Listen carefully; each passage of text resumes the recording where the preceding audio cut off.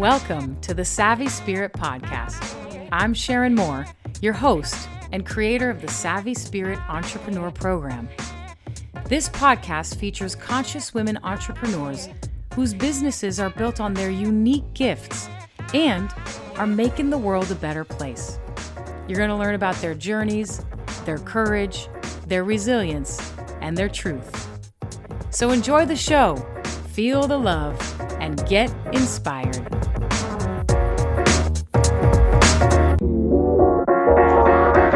All right, hi and welcome. Today we are going to be spending time with Devi, Cavitt, Razo. This woman is a force.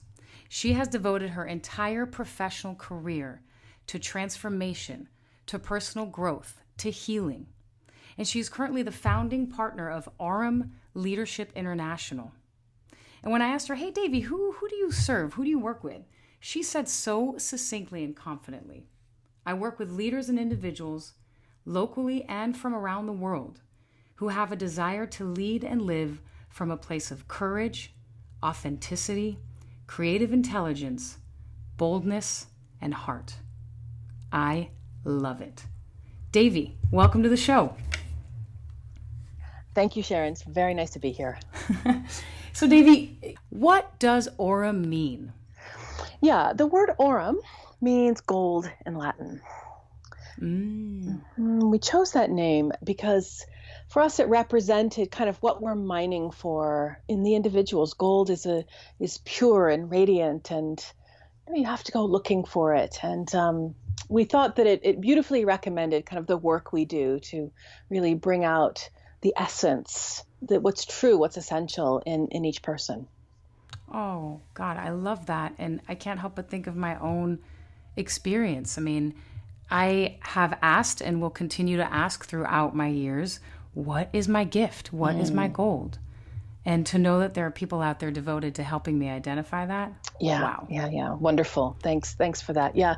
And I think it's really what I've devoted my life's work to, and it's how I live. And, I think that's the beauty. I know we'll get into this more, but it's the beauty really of choosing your own path. I get to do what I'm passionate about. I get to do what has tremendous meaning for me, and I'm devoted to it. And it's, people look at what I do sometimes and say, oh, how can you do that? It's, it's so challenging. It's so much work. But, it's always been my sense when I'm doing something that I love doing, that I'm meant to do, that's in the flow. It's not like work at all. It's your gold. Yeah, it is. And so are you able to tell us how you do that? How I do what? Which part of it? How do you find, how do you find that precious gold, the sparkle in the essence in the people you work with? Yeah. All right.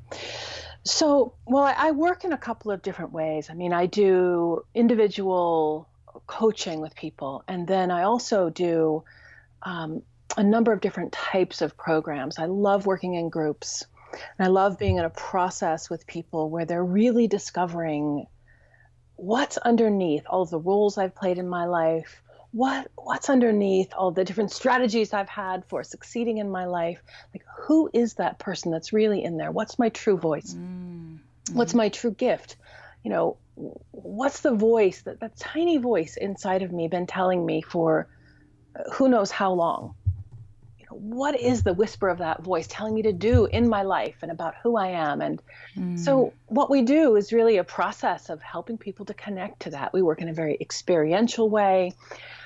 We work with, all kinds of different processes that help to guide people to get to know that part of themselves and kind of get the other stuff, out of the way so that they can fully step into really living from that place.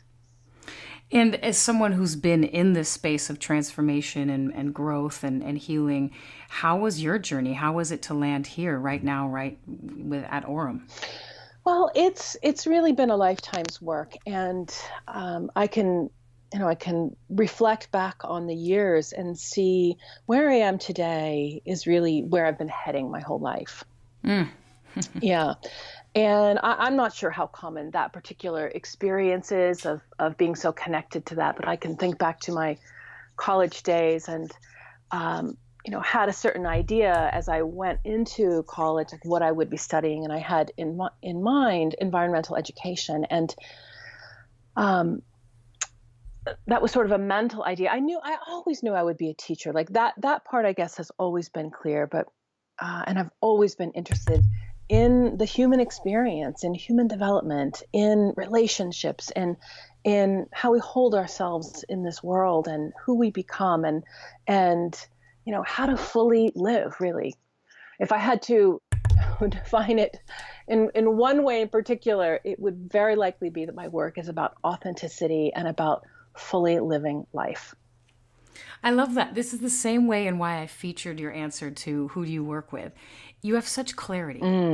Boom, you just boiled it down to 2 words. And that's not easy to do. Yeah. Now, when you said I knew I always was interested in the human experience, did you follow that? You knew you were interested. Does that mean you also put yourself in that scenario? Well, yes and no. I think that I followed it, and then when I wasn't following it, it followed me. That's called destiny. Yes, yeah. So yeah. Ultimately in college, my first kind of real experience of stepping fully into that world was when I kept having to notice, and my advisor kept pointing out, like, oh, it looks like all the classes you're taking are in the human development and psychology department, and we better start getting you going in the environmental education courses.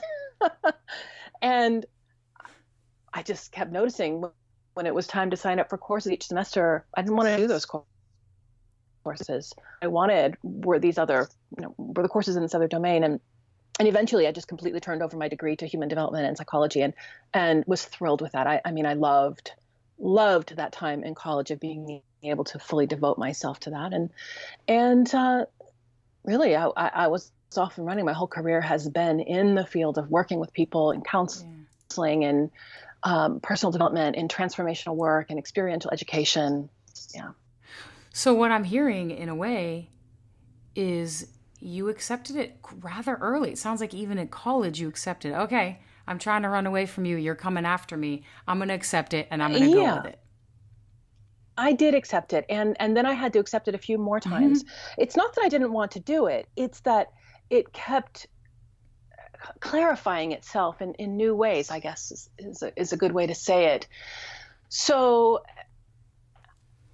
I would say that a lot of the major decisions in my life, as I look back, making those decisions was more a process of admitting to myself what I actually wanted. And letting myself know that, letting myself choose that, because there it was waiting for me. All the signs were there.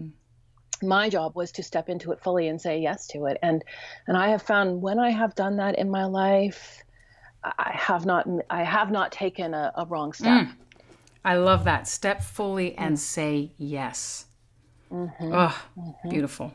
So this kind of brings me to this, I myself have been a business owner for many years, and obviously I speak to many business owners, and through all my conversations and all my experience, I've honed it down to 3 key components to what I consider is the, quote unquote winning formula, which means not just success, but also fulfillment.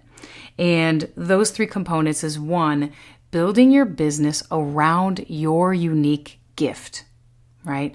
Second, having some connections, having some trust in the universe or something bigger than yourself. And the third is having a relationship with the business skills, right? What I mean by that is the accounting and the marketing and the profit and loss and the database manage, etc. So I'd love to talk to you about each one of those areas. And we can start with the unique gift. And so you kind of have hinted at that already, but I'm curious, not only was there the identification of what is my gold, what are my gifts, but also how do I get the courage to bring it out? So yeah, you stepped fully into it and you said yes. How did you get the courage to do that? Okay. Yeah. Great question. So as I was saying earlier, there have been many steps in my life where I had to go more fully into the yes, more fully into the next choice for my life. And so I spent many years of my career teaching something called the Hoffman process. Some listeners may be familiar with that. It's a personal development, experiential, transformational program. I loved teaching it. I was the director of the U.S. process and the director of training, and had a wonderful, wonderful path teaching that work. And at some point, as much as I loved teaching that, I also knew that there was something missing for me, and that was I really wanted to run my own business. And so while I could have spent the rest of my life doing this work, I had a wonderful role, I had a wonderful salary, I had, a great career in this domain, there was also a voice inside of me that said, it's time for you to step more fully out into the world as an individual, into your creativity. What is the next gift that you need to prepare to bring into the world? And I knew that this was, the connections here where it was about starting my own business. It was about doing this transformational work in a new form. So I guess I took my passion for transformational work and then I combined that with my passion for running things, my passion for creating. And I've put all of those together. And, in a certain sense, the essence of what I do, this type of transformational work, it's always been the same. The next level of it for me is running my own business. Devi, oh my God, I'm getting goosebumps. That was just, you hit so many things that I hear all the time. And, you trusted that tiny voice. Really, it's leading me to my next point of, you also must have had some sort of trust in the universe, because let me tell you, you left that salary, you left something that you loved and could see yourself there for the rest of your life. Yeah. You went into the unknown. Oh boy, did I. Yes. I often talk about it as my 50th birthday present to myself. It was a big leap, and boy, it took me some time to come to that decision, and boy, did it involve a lot of trust, because the type of work I was doing, people were looking at me going, "Are you crazy? People are banging on the door to get to do what you do." And the truth is, I've been doing it for 17 years with this particular organization. And I knew that for me, there was more, there was a next step. And it came down to really trusting that letting go of, I'm sure I what do. It's like to have a paycheck every 2 weeks. Oh yeah. And a paycheck that you're comfortable with, and to let go of that and say, it's time for me to start my own thing. And the process that I've had to go through, that transition, I would say it's probably been the most difficult part for me, and I wouldn't change it for the world. That's because you're... But go ahead. Going from that kind of safety and comfort, really, I think of myself as flying, how on the trapeze you have to let go of one before you grab onto the next. Beautiful. Letting go of my work. My former work was letting go of one, and then there was this period, really, many months and a year really, of taking some missteps, feeling like, what am I doing? Did I do the right thing? Is this really ever going to happen? And working with a number of different ideas that ended up not fully working out for one reason or another, until I really found, I did find the next rung to grab onto. And when I found it, man, I grabbed it and I started swinging with that. But I would say that so much trust involved. And of course, in the process, there were many unexpected events. I have, I'm fortunate in that I had some ability to go without a paycheck for some time. But in the middle of it, my partner, who was committed to supporting me as I had him when he did something like this a number of years ago, he lost his job. Oh, geez. I know.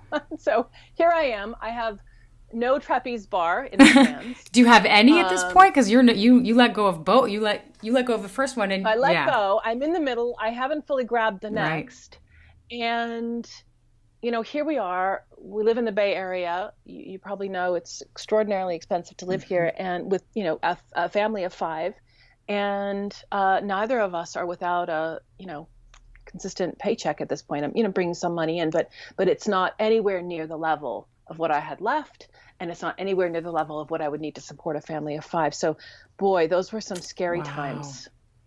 Yeah. Yeah, and trust led you. Yeah. Trust, absolutely trust led me. I mean, there were moments when I'm like, okay, do I need to get a job? Yeah. Do I need to go work in a restaurant? I mean, boy, I have mad skills. I've sort of created everything I have in my life has really been, and not, there wasn't a lot given to me from the beginning. So I do know how to waitress. I do know how to clean houses. I know how to do a lot of things. And I'm willing to do it, people. Yeah, I'm willing to do that. And so there were certainly those moments in there when it all seemed pretty bleak. And I have to tell you, Sharon, in the middle of that, there still was a voice inside of me that said, it's going to be okay. Just keep moving forward. Just keep moving forward. Just keep moving forward. And I did. You did. And that was, again, that's the trust part of it. It is. And, I have to point this out. I feel like, you said earlier in your college years, if I go away from it, it follows me. Yes. And in a way, here, you knew, you had that wisdom, you had that muscle memory. I can run away from this, but it's going to follow me, so I'm just going to trust it. Yeah. It's, wow. And here you are on the other side. Here I am on the other side. And I was just having a conversation with someone yesterday about this, that I feel like, it's a process to grow a tree that then bears fruit. Mm-hmm. And I'm in the stage now where my trees are bearing fruit, but, it's not hard. It's not easy to really remember that that's going to happen. Mm-hmm. Especially in those moments. Yeah. But something about perseverance and passion. I really believe in those two things, that doing what I love, that's of service in the world, and having perseverance, and also being willing to withstand failure. I see this as a very important element in success. Absolutely. So let's talk about business skills, right? Because this is lovely. I love the trust. I love the gift, which obviously you are using. What about the business skills, the straight up business skills? How did you navigate that? Well, I'm running my own business for the first time now. And so I knew I had confidence. I have a business sense, but I haven't actually, I haven't been the bottom line in a business before what's currently happening. And so while I have an intuitive sense, and I love to read and I love to learn, I love to educate myself, and I have thrown myself into that, boy, have I also used the resources around me. From friends who understand marketing, to other friends who really get networking, from other friends who understand database management, I have really, really asked friends and loved ones, tell me about this. How did you do this? How did you learn this? What do I need to know? And those conversations have been incredibly connecting and fun for everybody. I know when someone comes to me and says, can you share what you know with me? Can you share your wisdom? I love to do that. And the process has been a great reminder how much women in particular love to share with each other and help each other. So I have felt, just through my own friend and professional network, incredibly supported in what I needed to learn and getting right to the essentials. Was it natural or challenging for you to ask for help?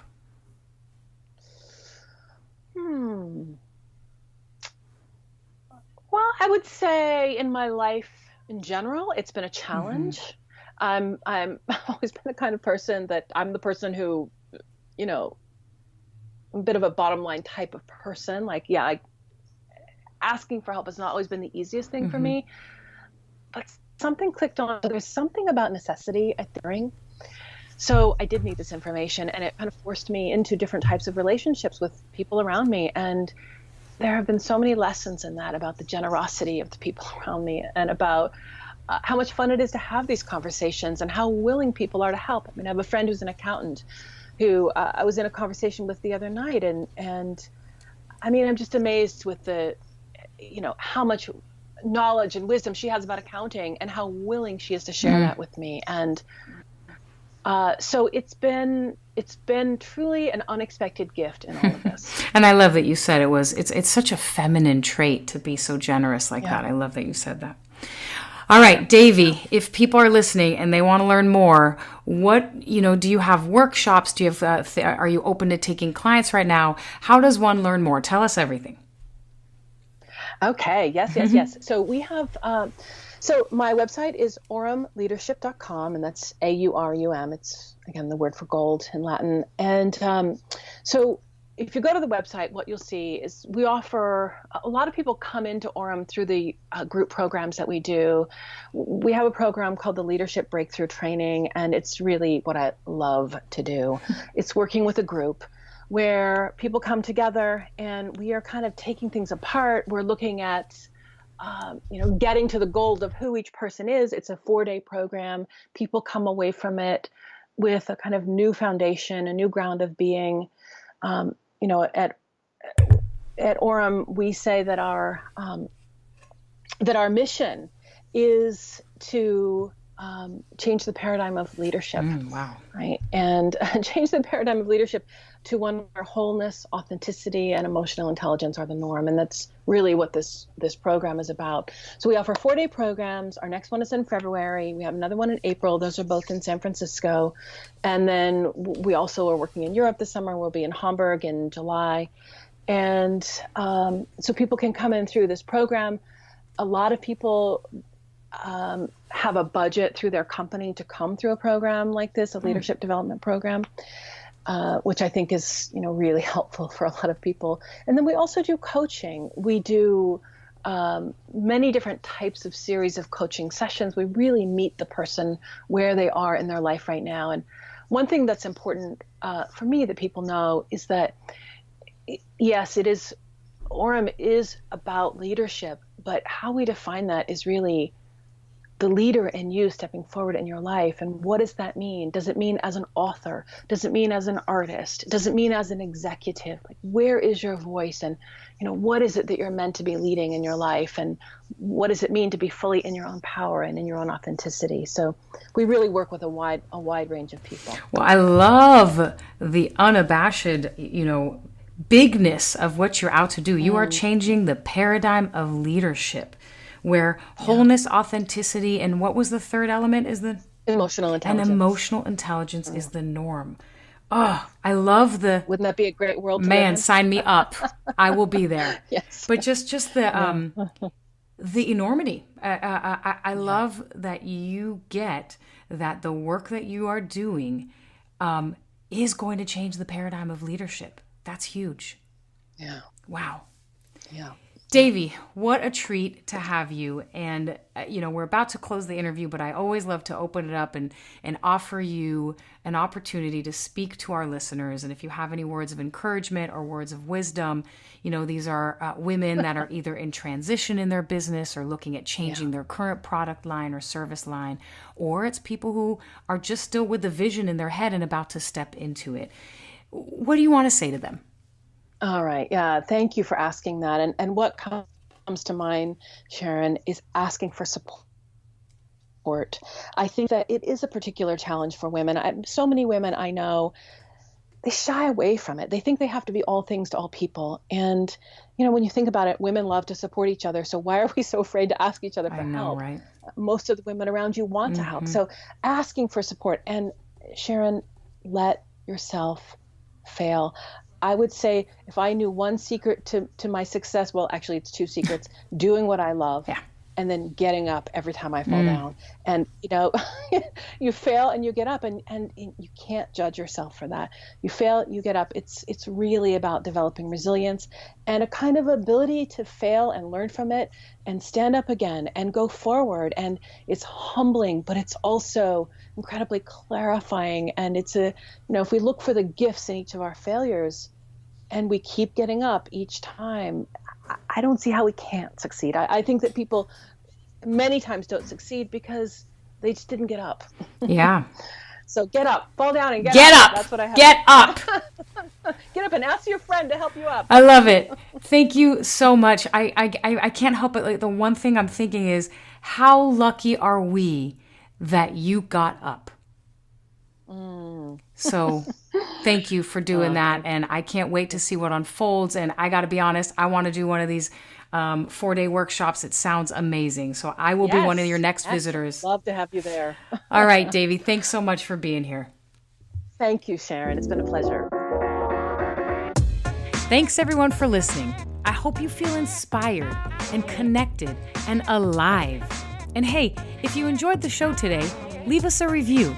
And if you want more, you can also find us online at thesavvyspirit.com or on Facebook, Twitter, and Instagram. Okay, my friends, it is time to say goodbye. I wish you a good night, a good morning, a good day, wherever you are on this earth. I wish you well, and I'll see you next week.